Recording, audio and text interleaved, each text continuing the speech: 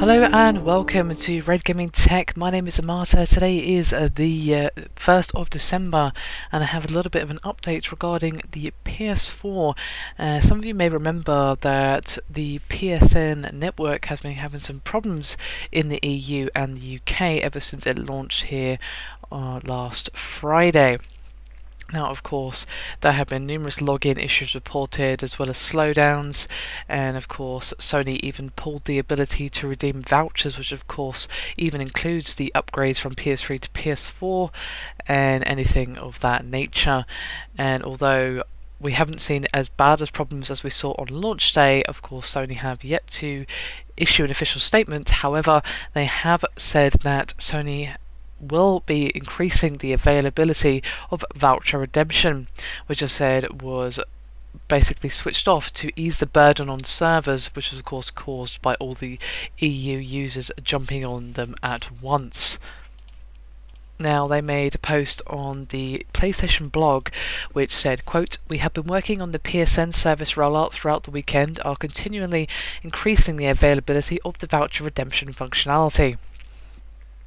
The next phase of the rollout is to introduce the What's New activity feed and live item in the content information screen, which will be able to update you on tomorrow.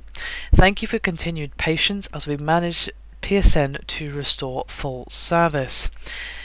Now, switching off the What's New activity feed did cause a little bit of a localized displeasure in some areas, as of course it is pretty much a social media function of the PS4, but the redemption of vouchers was a pretty big topic and a pretty big deal for a lot of people, as of course, as I said previously, people were unable to upgrade from PS3 to PS4 with certain multi-generation games.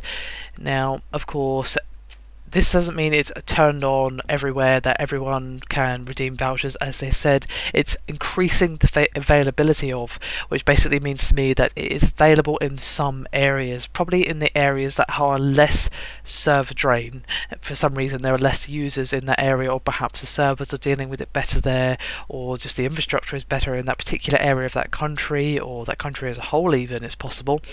So they can give people that functionality back without breaking anything too much, and also it gives them a chance to, of course, basically still work on things on the other end. And of course, if something goes wrong after they roll out the functionality in some areas, then of course, you know, it's only a few people who would lose out again if they have to turn them off again to perhaps fix some further issues and what have you. So rather than doing a full rollout and then potentially having everyone having it taken away again, it makes sense to me that they're slowly putting it back out there, basically trying to ease the servers in a little bit and also give themselves a little bit of breathing room just in case anything goes wrong.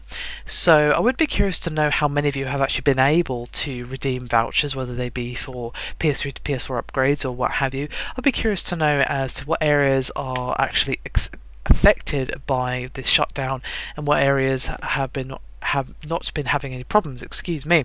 And I've also been curious to know how the PSN service has been for you since the launch day. As I said, it's been a lot smoother for us, but of course we're accessing it a little bit later on in the day, so perhaps that is affecting us. So I'd be curious to see some feedback from you guys.